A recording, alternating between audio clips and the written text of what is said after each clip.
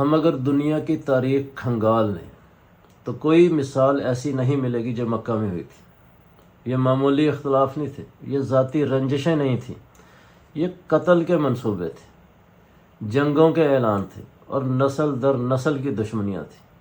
عاص بن while, وہ شخص جو نبی صلی اللہ علیہ وسلم کی توہین کرتا تھا، وہ کھلے عام کہتا تھا کہ یہ دعوت ختم ہو جائے گی، اور اسی کا بیٹا عمر بن عاص اسلام قبول کرتا ہے، اور ایسا قبول کرتا ہے کہ بعد میں اسلام کی سیاسی اور عسکری حکمت کا ایک ستون بن جاتا ہے۔ ولید بن مغیرہ قرآن سن کر مانتا ہے کہ یہ انسان کا کلام نہیں ہے، پھر بھی ضد میں آتا ہے، دشمنی پر ڈٹ جاتا ہے، اور اسی کا بیٹا ہے خالد بن ولید۔ وہی ہاتھ جو کل اسلام کے خلاف تلوار اٹھاتا تھا، آج اسلام کی سب سے مضبوط تلوار بن جاتا ہے۔ ابو جہل، وہ شخص جو صرف دشمن نہیں تھا، وہ منصوبہ ساز تھا۔ بدر میں آیا تھا، کیا ارادہ لے کر آیا تھا کہ آج محمد صلی اللہ علیہ وسلم اور ان کے ساتھیوں کو ختم کر دوں گا۔ بدر میں مارا جاتا ہے، اور اس کا بیٹا اکرمہ بن ابی جہل اسلام قبول کرتا ہے، ایمان لاتا ہے اور جانثار بن جاتا ہے۔ ذرا رک کر سوچیں، ہماری دنیا میں کیا یہ ممکن ہے؟ کیا ہم باپ کے قاتل کی بات تو چھوڑیں، باپ کے مخالف کو برداشت کر سکتے ہیں؟ کیا ہم خاندان کی دشمنی اپنے بچوں کے اندر منتقل نہیں کرتے؟ پھر یہ سب مکہ میں کیسے ہوا؟ صرف یہی نہیں، ابو سفیان بن حرب جو مکہ کے دشمنوں کا سردار تھا، جنگوں کی قیادت کرتا تھا، اسلام کے خلاف، اسلام کو مٹانے کا حلف لیتا تھا، قسمیں کھاتا تھا، اسی کی بیٹی ام حبیبہ ہمارے نبی صلی اللہ علیہ وسلم کے نکاح میں آتی ہیں، اور جب نکاح کا پیغام ان کو پہنچتا ہے تو وہ خوشی میں اپنے ہاتھ کے کنگن پیغام لانے والے کو ہدیہ دے دیتی ہیں۔ یہ 4-5 مثالیں نہیں ہیں، مکہ کے ہر گھر کی کہانی تھی، ہر گھر میں یہ انقلاب آیا۔ یہ کون لوگ ہیں؟ کس دنیا کی کہانی ہے؟ ہمارے معاشرے میں تو معمولی اختلاف نسلوں کا بوجھ بن جاتا ہے۔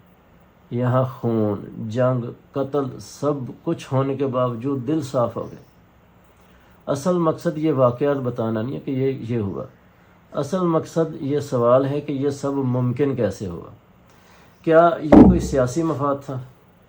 نہیں، کیونکہ ایمان لاتے وقت نہ اقتدار یقینی تھا، نہ جان محفوظ تھی۔ تو کیا یہ کوئی خاندانی دباؤ تھا؟ نہیں، کیونکہ ایمان تو خاندانوں کو توڑ رہا تھا، جوڑ نہیں رہا تھا۔ پھر کیا تھا جو باپ کے گھر سے بیٹے کو حق کی طرف لے آیا؟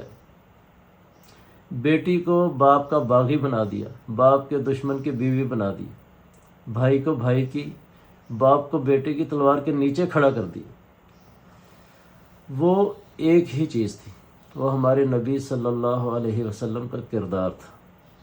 انہوں نے دشمن کو ذلیل نہیں کیا، انہوں نے نسلوں کو گالی نہیں دی، انہوں نے کبھی یہ نہیں کہا کہ تمہارا باپ ایسا تھا اس لیے تم بھی ایسے ہو۔ انہوں نے ہر انسان کو نیا موقع دیا۔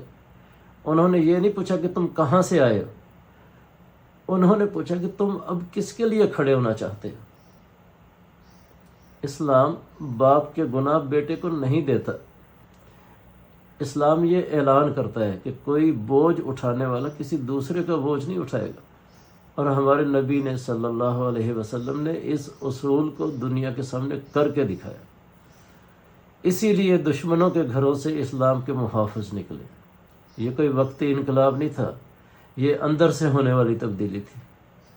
وہ تبدیلی جو صرف اس وقت آتی ہے جب دعوت نفرت کے بغیر دی جاتی ہے، جب حق انا کے بغیر پیش کیا جاتا ہے، جب انسان یہ محسوس کرے کہ مجھے ماضی کی وجہ سے رد نہیں کیا جا رہا، مجھے مستقبل کے لیے بلایا جا رہا ہے۔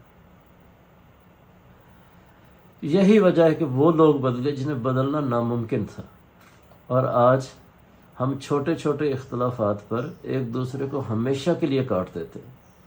ہم کہتے ہیں یہ دین ہے، ہمارا اس کے ساتھ گزارا ممکن نہیں ہے، لیکن تاریخ کہتی ہے کہ یہ ممکن تھا اور یہ ہو چکا ہے۔ سوال یہ ہے کہ کیا آج ہم بھی وہی دعوت دے رہے ہیں جو ہمارے نبی صلی اللہ علیہ وسلم نے دی تھی، یا ہم اپنی نفرت کو دین کا نام دے رہے ہیں؟ کیونکہ جس دین نے ابو جہل کے گھر سے اکرمہ کو پیدا کیا، وہ دین ہماری انا سے بہت بڑا ہے۔ ایک سوال کا جواب دیں، اگر دشمنوں کے گھروں سے ایمان کے چراغ جل سکتے ہیں تو ہماری نفرت آخر کس بنیاد پر ہے؟